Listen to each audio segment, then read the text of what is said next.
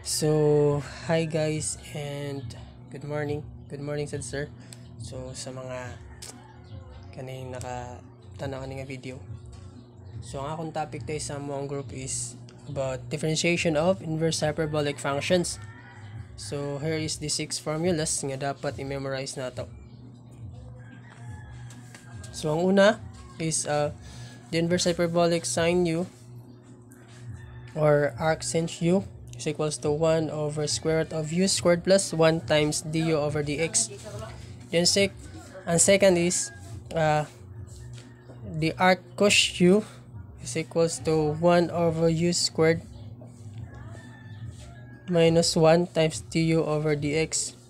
So our u is greater than 1. Then ikatulo is ang inverse hyperbolic tangent u or arc tangent u is equals to 1 over 1 minus u squared times du over dx. So ang absolute u nato is less than 1. Then ang fourth nato is ang inverse hyperbolic cotangent u or arc cot u is equals to 1 over 1 minus u squared times du over dx. Then ang atong absolute value is greater than 1. So same na sila og formula, ang tangent og ang cotangent, pero lahi ra ang ilang absolute value of u. Then ang atong ikalima is ang inverse hyperbolic secant u or arc sec u is equals to 1 negative 1 over u. So u din siya absolute. Nasipit ko, sorry.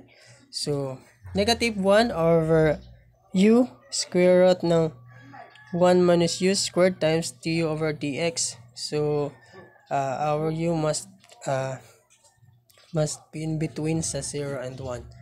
Then ang last, which is the inverse hyperbolic cosecant u or arc cosec u is equals to negative 1 over the absolute value of u squared, so 1 plus u squared times du over dx. So our u is not equals to 0. So daladay ang example. Ako nang sige copy daan para murag ko na lang kay nagkuan ra ko sa ako ang di makatkat magod di ko kakuan kay sa pag-edit. Bali ako na lang siya copy daan pero explain pa na ako. So example nato is ang number 1 nato is find y prime if y is equals to the inverse hyperbolic tangent cos 2x. Then ang atong u is ang cosine 2x. So first, pakita na to ang y prime. So ang formula sa tangent is dara. Muna siya ang 1 over 1 minus u squared. Dara. Muna siya. So atong i-copy. So after ana, so 1 over 1 minus u squared times du over dx. So ang atong du over dx is ang cosine 2x. So copy na to ang kaning formula sa tangent, sa inverse hyperbolic tangent. Tara. So kung naka-u squared mo siya, so maunay mo na siyang 1 over 1 minus cos squared 2x times ang du over dx na to ang cosine. So chain rule, taka-chain rule siya. So ang result is, so copy gapon nato ang kaning u, always rato i-copy. So mag-derive tayo sa may u nato. So the derivative of cosine 2x is, so the derivative of cosine is negative sine. So copy ra nato ang 2x. Then another chain rule na pod, which is ang 2x nato. So i-derive nato ang 2x, which is 2. So gi-times nato ang i-times nato sa 1 ang negative sine 2x. So mo na siya diri, negative sine 2x. So sorry na mali.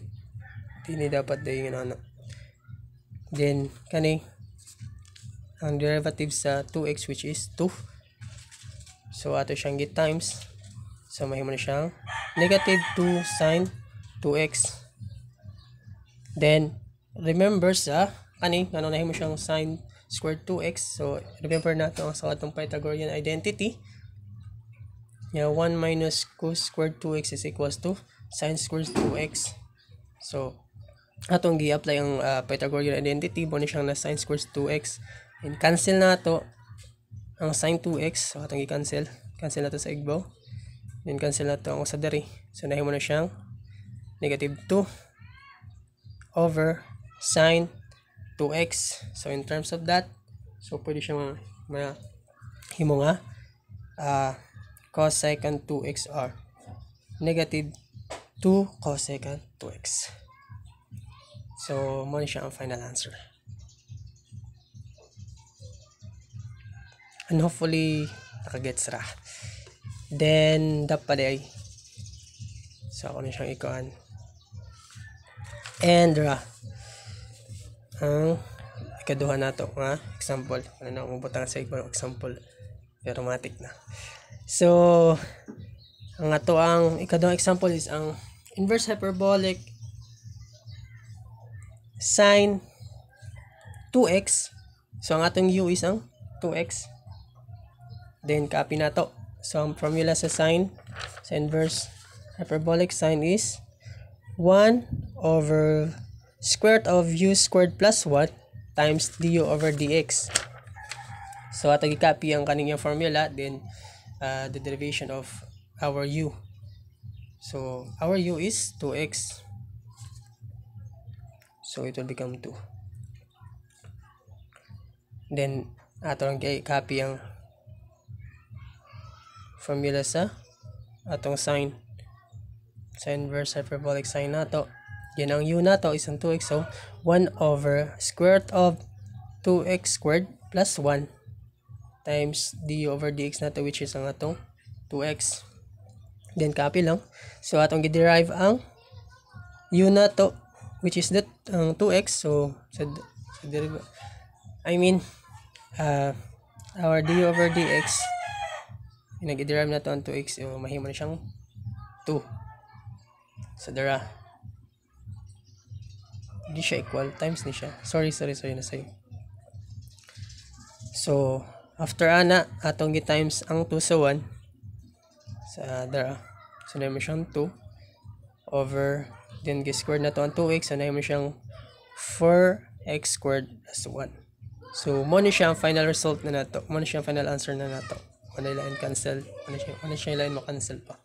So mo ni siya 2 over square root of 4x squared plus 1. So yun ra. Hopefully naka-understand ra pod sa ako pag-explain. Sorry kung ako mong gi-copy daan din gipa-explain. Murag nag-agad ra po ko sa ako ang MB manggod. Pero sige lang. Panigamutan na ako nga explain na ako tarong. Then ang last, hopefully guys na understand ra. So ang last na akong example is ang the inverse hyperbolic cosine sec x. The inverse hyperbolic cosine sec x. Then ang yung formula, yung formula is 1 over square root of u squared minus 1 times du over dx. So always remember that our u is greater than 1. So ato gi-copy nato yung formula. So dara ang u nato. So i-derive nato ang sec x is may mo siyang sec x tan x. Then copy na nato. Then ang u gi-copy nato, which is sec x squared minus 1. So 1 over square root of sec x squared minus 1. So then i-derive nato ang iyang u, which is ang sec x. So pag drive nato is mo na siyang may tabo ang sec x tan x. Then after ana atong gi-times sa 1. So dara may maabot na siya dire. Then atong gi-squared ang sec x, so may man siyang sec squared x minus 1.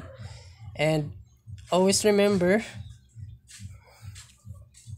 sa Pythagorean identity, so same sa katong number 1 na tong example. So apply po na tong Pythagorean identity nga ang sec x 6 squared x minus 1 is tan squared x. Sa ato gi-apply ang Pythagorean identity. Then naka-squared mo siya, so cancel na to ang usa. So mahimo na siyang tan x. Kasi may buko kung anong na tan x na diri. Okay, square root, then naka-squared. So ito na siyang kuha na sa cancel na to ang squared. Then naman siyang tan x. Ikapil nga po na to ang sec x and tan x. Then makancel na to di ay natin makancel out, which is ang tan x. Then the final answer is sec x. So muna siya itong final answer. And hopefully guys, na-understand ra. Thank you sa pagtanaw and God bless. And good luck. Hopefully na-understand ra tanan guys. Thank you. And thank you sir. Bye-bye.